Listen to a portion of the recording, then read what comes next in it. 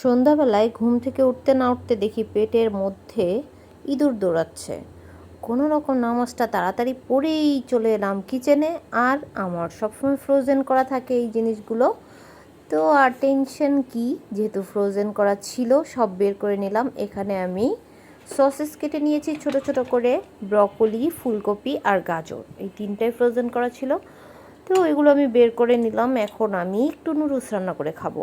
এত ক্ষুধা লেগেছিল যে আমার সহ্য হচ্ছিল না, আমি রান্না করব মানে যত তাড়াতাড়ি করা যায়। তো আমি তাড়াহুড়া করে রান্না করতে শুরু করে দিলাম। এরপর আমি সসেসগুলো আগে একটু দিয়ে নিলাম, ওগুলো একটু ভালো করে ভেজে নিতে হবে। এর মধ্যেই আমি নুডলসের মশলা একটু দিয়ে নিলাম, একটু পেঁয়াজ দিয়ে নিলাম। এখন আমি একটু আস্তে ধীরে এটাকে ভেজে নিব। তো সসেস ভাজা হতে হতে ওই দিকে আমি একটু সবজি টবজিগুলো আর সসগুলো রেডি করে নিলাম, কোনটা কোনটা দিব। তো আসলে আমি দুপুরবেলা কিছু খাইনি। আমাদের বাসায় কারেন্ট ছিল না সারাদিন, দুপুরবেলা খাওয়া দাওয়া হয়নি, ঘুমিয়েছিলাম এই জন্য। আর ঘুম থেকে ওঠার পর টের পেলাম যে পেটের মধ্যে ইঁদুর কীভাবে ছোটাছুটি করছে।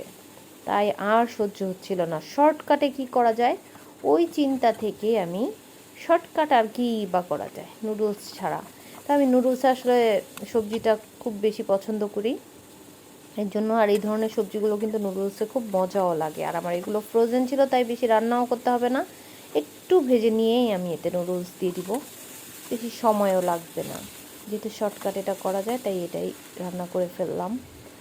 এখন তো আমি মজা করে খাবো। দেখেন কতটা তাড়াহুড়া করছি আমি, রান্না করতে গিয়ে ছিটিয়ে বিটিয়ে এক করে ফেলছি।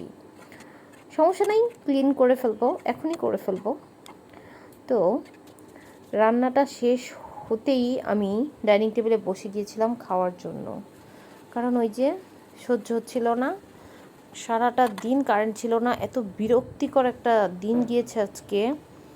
এই যে আমার টেস্টি টেস্টি নুডলস রেডি। আমি এখন মজা করে খাবো, আমার পেটের ইঁদুরগুলোকে ঠান্ডা করবো। আল্লাহ হাফেজ।